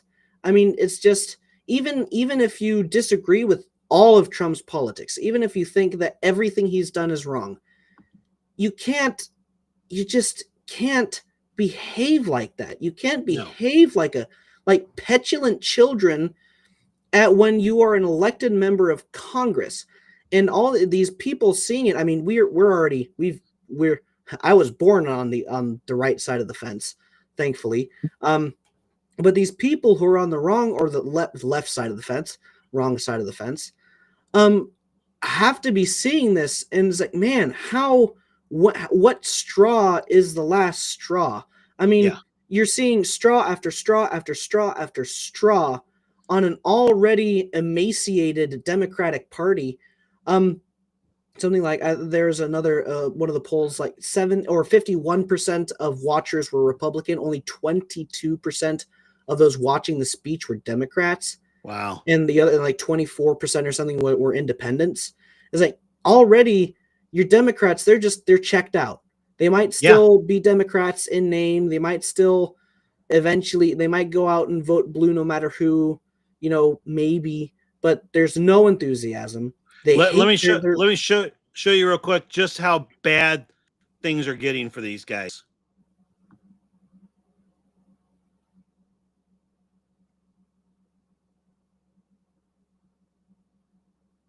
Pretty bad. Man, there ain't nothing going on over there. Oh wait, are you frozen? I think. Oh, is he frozen? Up. Did I not get that video up? Yeah, it is pretty bad. It is pretty bad. Yeah, and they just get worse and worse. And the biggest problem is that they've never been since the election. They've never been introspective, and it's one of the most basic parts of politics. Is when you lose an election, you have to look inside. You have to say, what did we do wrong? What do we need to fix? And I think that they are pathologically incapable of introspection, because their whole life is victimization. Somebody else is victimizing them. And so now that they have created this problem and they are going extinct, I don't think that they have the tool chest that they need to. Nobody's figuring it out. I mean, I'm not sure if I can name I can maybe name 3 or 4 Democrats who have had even moments of clarity on this. I mean, Cenk Uygur, I think, is one who's had a few moments where he kind of got it. Bill Maher is another one who's had moments where he's kind of gotten it. But for the most part, they just don't get it. Yeah, and I think they've just been, when you lie to yourself long enough, you start believing yourself, and then you get them acting like their followers. So they went after the more radical leftists and the LGBTQ people and all these organizations, and where you cannot question them, you will not question them, or you're a bad person. And the reason they think you're a bad person is because they think that you're disagreeing with them from an uncharitable standpoint, when it's actually, I don't have a problem with you specifically. I have a problem with your ideas and your beliefs, and I'm not going to go out of my way to say them. And so they just have this screaming mentality of, I'm right, you're wrong. And next thing you know, you got your politicians believing it too. And they're sitting up there making fools of themselves in front of the president, in front of the world. Right. The point where they're just so out of touch with reality. They're so uncharitable, just full of pride, will not work with people, because that's what they've been trained to do, because somebody affirmed them for a long time. And then you start lying to yourself long enough. That's the worst thing you can do, is lie to yourself. Yeah. Yeah. Oh, go ahead. That's I was gonna say that's yeah, I saw this recently. I think it was a Karine Jean-Pierre, who was on probably, I think it was The View or something, with who was it? Stephen A. Smith. He's another one kind of gets it. Yeah, he kind of does. Well, Karine Jean-Pierre pretty much said, yeah, Trump doesn't have a mandate. Like, what do people, all these people are saying, that's false information. Trump doesn't have a mandate. He only won the popular vote by like 1% or whatever. And then Stephen A. Smith he's like, you guys are nuts. And that you guys are clearly losing. Trump won every swing state. 89% of counties shifted right. And he listed some other statistics. And you're saying Trump doesn't have a mandate? It's like, y'all are nuts. And pretty much you're gonna go. You're driving yourself off the cliff, screaming that you're not driving off a cliff. Yeah. You're not. They don't understand. They refuse to understand that they done messed up. They've screwed everything up. They pushed all the rhetoric too far, and instead of configuring their battle map, they're screaming harder, they're screaming louder, and they're pushing the rest of their fractured party away from them. Yeah. It's actually kind of a glorious thing to watch, because at the rate they're going, there won't be a Democratic Party, by 2028. And the rumors that they're going to run Harris again, or they're going to run Tim Walz against JD Vance. It's like, I'd love to see it. Wouldn't that be awesome? Yeah. Well, and here was one. Here is a story that I think this just broke a day or two ago. Might have even been today. That the one who I think is actually making some motion in the right direction, to surprise the heck out of me, was Gavin Newsom. Gavin Newsom has started up a podcast, and his podcast, he is specifically going to be bringing on people who disagree with him. And his first guest, I think it was today or yesterday, was Charlie Kirk. And you had some fireworks and you had some just real crazy stuff from Gavin Newsom, but that's actually what they need to do. That's a positive. Start having civil conversation with people that don't disagree with them. And I think one of the things that Gavin Newsom said is that it's a hard task for him, because his people, his side, they are intellectual purists to the nth. I mean, you think, as set of a contest, you think we're bad in terms of not being able to step out of a narrative?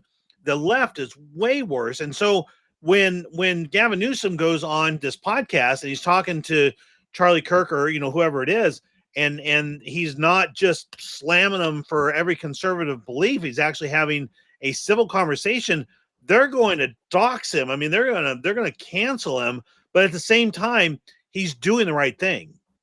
Yeah, I mean, as right as you can for being so wrong. Well, he's a nut. Yeah, he's a nutcase, but he is a well-spoken nutcase. Yeah. He manages to look very intelligent and presidential. So I mean, if he's able to recover his political career from the mismanagement of the Los Angeles fires, then I mean, just more proof that we are still living in clown world. An improving version of it, maybe. But still, I don't see. I mean, there is a chance he would be probably, I mean, at the moment, the best candidate to go against the likes of. I mean, just think of who's on our bench right now: JD Vance, Vivek Ramaswamy, who already made waves in the previous election cycle, and who else? I mean, is Josh Hawley? Josh Hawley. Jim Jordan probably not, but I mean, you could just go down and go name. Pete Hegseth is not going to run for president, but I mean, you got some serious talent on that Republican side right now. Yeah, and sorry. No, go ahead. Oh, I was just gonna say something about what Dan was saying about Newsom's having a podcast and talking. I think that this last election woke up the smart Democrats to podcasting, because they went on podcasts, but they didn't go on any hard podcasts. Right. Kamala, that's been the craziest thing. People going after Joe Rogan saying this and that, and they're lying outright, straight up lying. And I think they got stung real bad from that. And I think they're scared. And I think Newsom's just reading the writing on the wall and understanding we have to sit down and talk, because this is the only way people listen to us, because nobody listens any other format anymore. No, and I think we've had this conversation a couple times on this show. Usually probably right about this same time in the show, that what the younger generation, the Gen Z, that it'll soon be Gen Alpha, even, Louis, I would imagine you are you're millennial. I think. No, I don't think I'm millennial. I'm not. I was born in 2000. What would that make me? Okay, 2000. I think that makes you Gen Z, if I'm not mistaken. So as a Gen Z, what that generation is after is authenticity. That's what it's all. They've seen all. I mean, once you've gone through and you've seen the later Star Wars movies, you've seen all the Jurassic Parks, you've seen the Avengers, you've taken this fake world to its ultimate destination. And so what are you hungry for? You're hungry for something real. That's why we've got actually a short coming out just talking about Joe Rogan and how Gen Z and the millennials love Joe Rogan because he's real. I mean, for me now as a Generation X, he just uses the F word way too much. And so I can't watch him a whole bunch, but I understand the younger generations that they like him because he's real and he's not particularly intelligent. He's not learned. He's not, he's not, a particularly intelligent guy. But well, the fact that you can say that about him makes it just the fact that you can say all the negatives about him makes him real. Yeah, because exactly. on YouTube, all the creators and stuff, you never see the bad stuff. And even if they're doing long form stuff, you don't see the downsides of, and I think you're right, is younger people are sick of seeing stuff that's unrealistic. And even movies, they're so good nowadays. It's And the I think CGI. You want to see something real. Yeah, another part of that, kind of part of the same side of the coin is that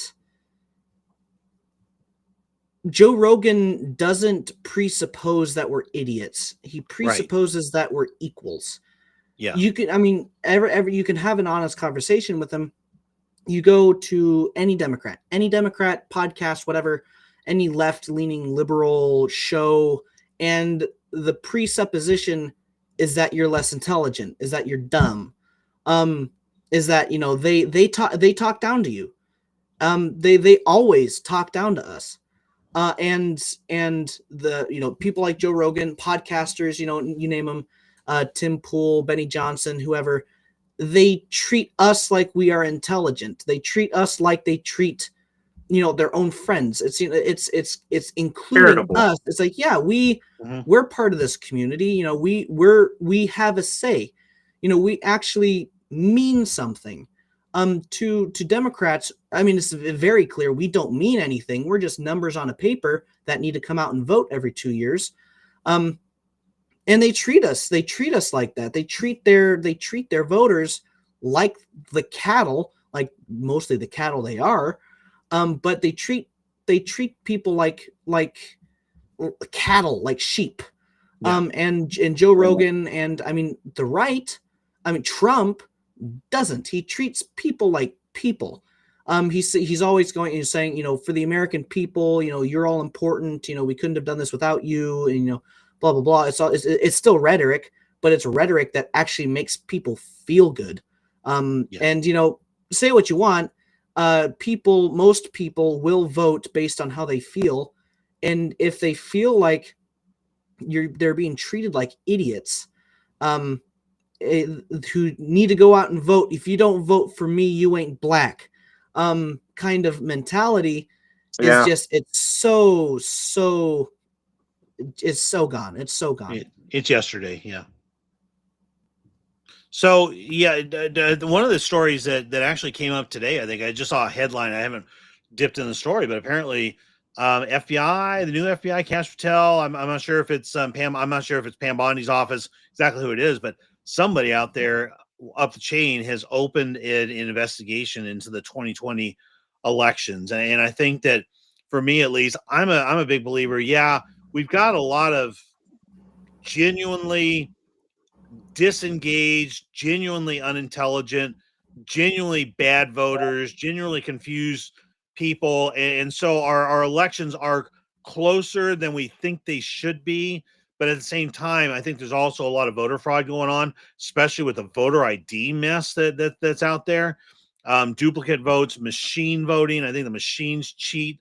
And I think that a proper investigation that goes through go through the anomalies, go through the statistical anomalies in some counties, in Wisconsin. There's a couple of them in Wisconsin that threw that election to Biden that were just unfathomable. did you have a couple cases of like 110% of the population in certain counties voted? New York, New York is gets that all the time. Yeah, so it's like, oh, and of course, the famous story, the famous stories of dead people voting, or Disney characters voting, or whatever. And I think to a large part that is true. And boy, once that's verified, boy, will Trump's ego ever get a boost. Yeah. If he's ever able to actually say, yeah, I did win the 2020 election and it was stolen and it's been proven. So there. Now, I mean, not much we can do about it retrospectively. What happened? Well, I don't know though. I mean, if it's proven that he won, what happens to Ketanji Jackson Brown? The Biden's Supreme Court nominee. I mean, does she get taken down? What happened? We've already overturned all of Biden's executive orders and stuff like that. But yeah, if you just basically erase everything he did, that would be pretty phenomenal. But yeah, I think that really what you want to do is try to secure things for elections going forward. And the thing that's crazy is that the answer is so easy. It's painful. Voter ID, paper ballots, dip your finger in ink so you can only vote once, and make election day a holiday, and make everybody vote on election day. I mean, the people who don't want to make things that simple are the people that want cover for cheating. I mean, it's obvious as can be. Yeah. And it's the mental gymnastics these Democrats have to do, trying to justify it. It's like, no. Don't make it so that you actually have to have verifiable elections. Yeah. We don't want that, but because black people are too stupid to get IDs. Yeah. Because we're good people. We're not going to take advantage. Yeah, right. Exactly. Yeah. It's pretty hypocritical. Yeah, but I think it is kind of what it is, but I do think that that is another sidelight of this whole thing that we're going to see in the next few years is what I like about Trump, and I know he's getting a lot of feedback from the peanut gallery and people who are saying, oh, you're not moving fast enough or whatever. Trump plays the long game, and I said this in another podcast, he's the master of basically theatrical timing, and so he's not going to just take the Epstein, if he's got the Epstein list, he's not going to take and put the Epstein list out there until he's maximized any political gain that he can make from it, and it could take 4 or 5 years to get the whole thing out there. Now, I do think it's my total white hat theory is that Trump has made a big deal already out of July 4th, 2026. That's the 250th anniversary of the country. He wants to have a major World's Fair. That's the moment he's basically given his people, saying, and that's a year and a half away. You got a year and a half to drain the swamp. And once to fundamentally drain it, it'll stink for a long time, and there'll still be water left in it. But basically from July 4th, 2026 forward, that's when we want to move on to new stuff like free energy and getting rid of the Federal Reserve and getting rid of banks. And he's got a lot of big hopes and dreams for the future of America. Now, it also brings in artificial intelligence, which is one that we're going to probably have a future show on. That's extremely scary, but at the same time, I think that's where he's headed. He wants his staff. He wants to drain the swamp drained within a year and a half, so we can move forward for the second half of his term. And I think honestly, what he's going to do is once he gets if he gets there, and we're still in good shape, he will have July 4th, 2026. It'll be a big deal, fireworks for an entire year, all this kind of stuff. And then I think he's just going to slowly fade away.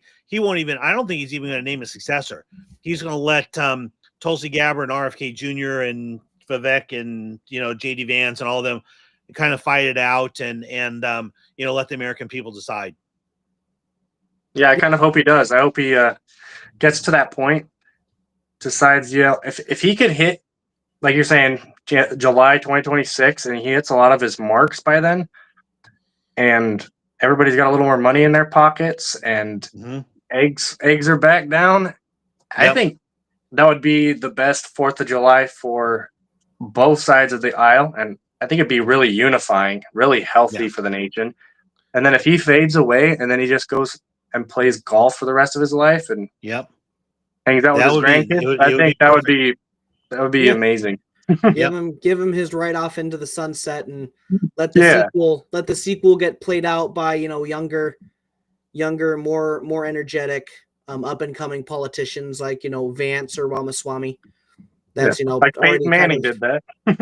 It's you wonder, history books are already being made about the current times, but you wonder the documentaries and the movies that would be made about this time of history, or not, who knows? But you have a lot of very fascinating material to go off of, at least. Yeah. Yep.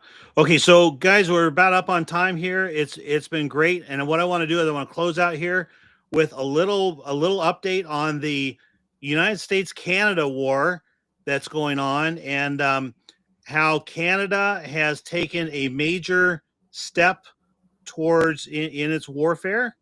Let's see here.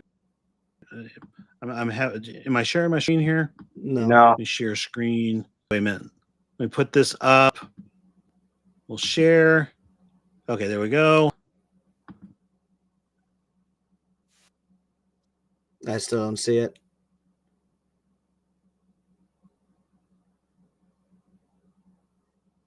I still don't see it. Uh-oh. They got a bunch of shaved down, like made into spikes, like maple trees.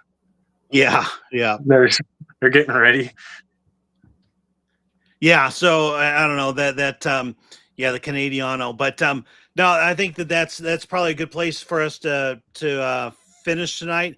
Louis, we really appreciate you being on. Dominic wanted to be on as well and have a foursome here, and he's just wasn't up to it tonight. So I really appreciate you stepping in. Great additions, and let's go ahead and we'll do a quick round of final thoughts, and I'll start with you, William.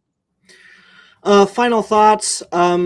Ukraine and war in general is always three-dimensional. It's never a good idea to think in wars as good guy versus bad guy, but usually more bad guy versus less bad or more bad guy. And that's, I think, the case now. And also springboarding from that, that we still need those statues of Robert E. Lee to be remade, kind of going off of last episode's monologue, where I supported Harrison Butker for Pope, and make Robert E. Lee great again. I'm still standing by that, that we need to see a life-size statue or a new Mount Rushmore for Jefferson Davis and Robert E. Lee in my lifetime. But that's about it. All right. Louis. I think as far as Ukraine and Russia go, I hope and pray they resolve it soon. I hope they realize that it's not worth it. I hope the killing stops. I think it will. I think all of Europe's going to understand that it's not worth it to support it. It's not worth it to kill more people. I hope. But I think it'll get dicey for a little bit, probably for another couple of years, but eventually just kind of end. And I don't know.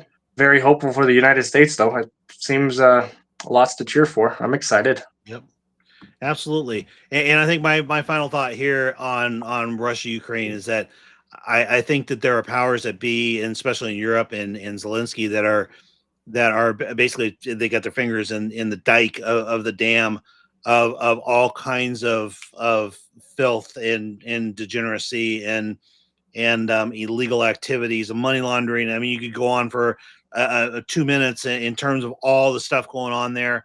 And I think once Zelensky's gone, which I think Trump has laid he's planted the seeds of that. And we don't know, like you said, Louis, it might be 2 years before it happens, but I think it's going to happen.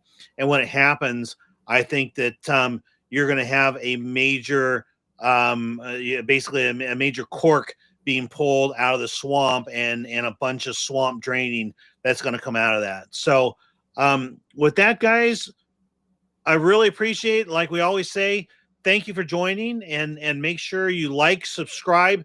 I got to tell you, we put out a couple of shorts, and we put out a 15-minute piece today, and our numbers were absolutely atrocious, so bad that I'm kind of thinking we might have gotten shadow banned by YouTube, Google, probably because we're bad mouthing the FBI last week. I get it. Okay.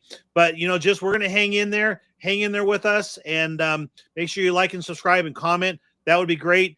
And like Kevin said, over on Catholic Family Podcast, if you've got any subscriptions to things like Disney or Netflix or whatever that you're thinking about get rid of it for Lent, and take that money and give it to a worthy cause like Father Geckel or Crusader Filmworks or something like that, and you'll feel good about yourself and hopefully move things in the right direction. But again, thank you guys very much, and until next week, God bless, and we're out. See ya. Thank you, guys.